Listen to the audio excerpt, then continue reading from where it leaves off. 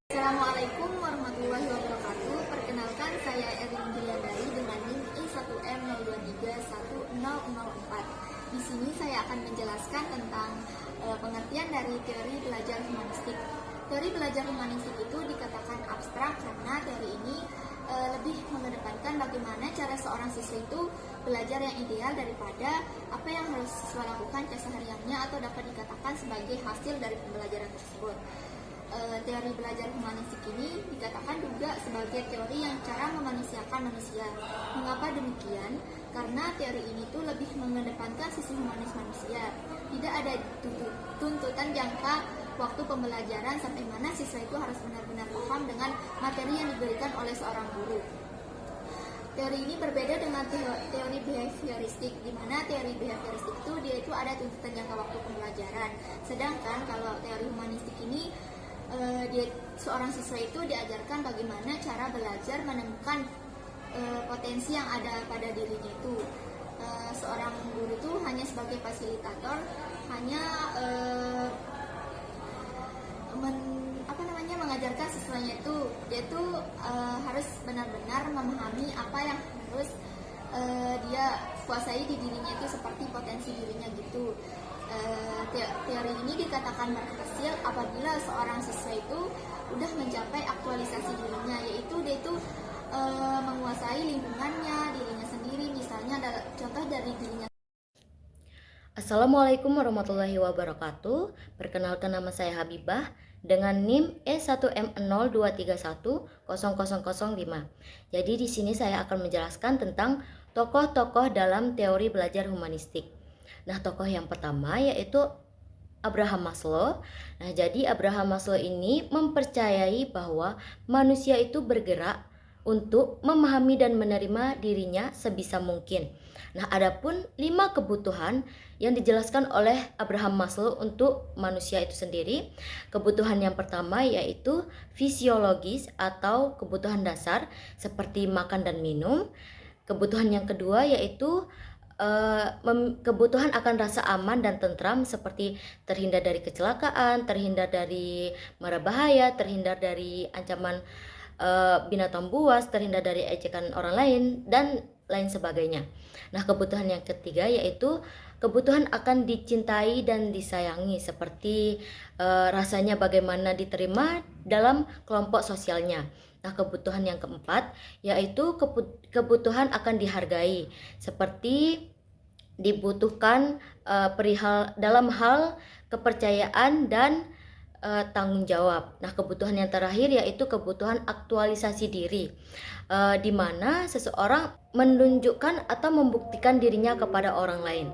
Nah, tokoh yang kedua yaitu Arthur Combs.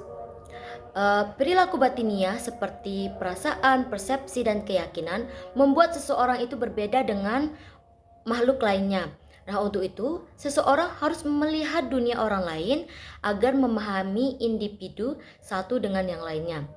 Nah, menurut Arthur Combs, perilaku seseorang yang kurang baik terhadap kita terjadi karena kita tidak melakukan apa yang seharusnya kita lakukan, sebagai akibat dari adanya sesuatu yang lain yang lebih memuaskan dan lebih menarik perhatian mereka. Maka dari itu, guru harus bisa memahami perilaku peserta didik dengan memahami dunianya. Nah, jika guru ingin merubah perilaku peserta didiknya, tugas guru berusaha merubah pandangan dan keyakinan peserta didik tersebut. Nah, tokoh yang ketiga yaitu Carl Rogers. Carl Rogers ini adalah seorang psikolog humanistik yang menekankan perlunya sikap saling menghargai dan tanpa prasangka saat dalam membantu mengatasi masalah-masalah kehidupannya. Nah, menurutnya, hal yang terpenting dalam proses pembelajaran adalah pentingnya guru memperhatikan prinsip pendidikan. Assalamualaikum warahmatullahi wabarakatuh. Nama saya Sofia Uleruha Hasibuan dengan NIM S1M02310050. Di sini saya akan mempresentasikan tentang aplikasi dan implikasi teori humanistik, di mana aplikasi dan implikasi teori humanistik ini merujuk pada metode-metode pembelajaran yang akan diterapkan oleh tenaga pendidik, di mana guru dapat melakukan pendekatan belajar kepada siswa dengan memberikan siswa kebebasan dalam mengeksplorasi minat dan bakat mereka. Guru juga dapat menciptakan lingkungan yang aman dan suportif. Ini akan melibatkan psikologi siswa, di mana siswa akan merasa aman, nyaman, merasa dihargai, dan bahkan merasa percaya diri. Di sini juga guru dapat melakukan umpan balik positif yang berupa pujian yang akan membangun perkembangan siswa. Guru juga dapat melakukan metode pembelajaran yang aktif dan partisipatif seperti diskusi kelompok, simulasi permainan peran, dan proyek kolaborasi. Sekian dari saya. Wassalamualaikum warahmatullahi wabarakatuh. Assalamualaikum warahmatullahi wabarakatuh. Di sini saya dengan atas nama Bayi Amara Mandaria dengan NIM E1M02310052. Di sini saya akan menjelaskan tentang prinsip-prinsip teori belajar humanistik, di mana pendekatan humanistik menganggap pembelajaran tidak hanya mengajarkan materi atau bahan ajar yang menjadi sasaran, tetapi juga membentuk peserta diri, mengembangkan diri mereka sebagai manusia. Di sini ada beberapa prinsip-prinsipnya. Yang pertama itu manusia mempunyai belajar humanistik. Yang dimaksud dari belajar humanistik ini adalah dengan mewawas diri sendiri. Lalu yang kedua, belajar signifikan terjadi apabila materi pelajaran dirasakan murid mempunyai relevansi dengan maksimal tertentu. Yang ketiga, belajar yang menyangkut perubahan di dalam persepsi mengenai dirinya sendiri. Yang keempat, tugas belajar yang mengancam diri telah lebih mudah dirasakan bila ancaman itu kecil. Yang kelima, bila ancaman itu rendah, terdapat pengalaman peserta didik dalam memperoleh cara pembelajaran tersebut. Yang keenam, belajar yang bermakna diperoleh jika peserta didik melakukannya dengan kemauan sendiri. Yang ketujuh, belajar lancar jika peserta didik dilibatkan dalam proses pembelajaran, di mana guru itu tidak membantu. Maksudnya itu peserta didik yang dilibatkan dalam proses pembelajaran. Lalu yang kedelapan, belajar yang melibatkan peserta didik seutuhnya dapat memberi hasil mendalam. Yang kesembilan, kepercayaan diri pada diri sendiri peserta didik ditambahkan dengan membiasakan diri untuk memawas diri. Dan yang terakhir adalah belajar sosial adalah belajar mengenai proses pembelajaran. Sekian dari saya dari prinsip-prinsip pembelajaran teori humanistik. Assalamualaikum warahmatullahi wabarakatuh.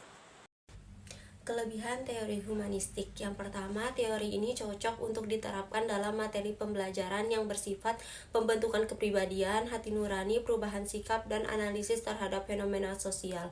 Karena teori ini menggunakan pendekatan yang berpusat pada individu, pengalaman, dan potensi manusia, sehingga pembelajaran dapat menjadi lebih relevan dan mempengaruhi perkembangan holistik siswa. Yang kedua, teori humanistik sangat membantu para pendidik dalam memahami arah belajar pada dimensi yang lebih luas, sehingga upaya pembelajaran apapun dan dalam konteks manapun akan selalu diarahkan dan dilakukan untuk mencapai tujuannya. Dan yang ketiga, siswa merasa senang, bergairah, berinisiatif dalam belajar.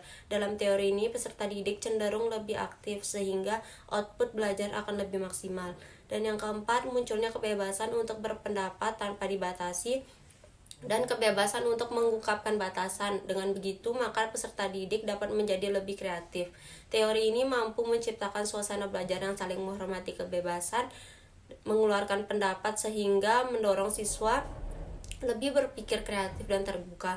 Dan yang kelima, terjadi perubahan pola pikir, perilaku, dan sikap atas kemauan sendiri.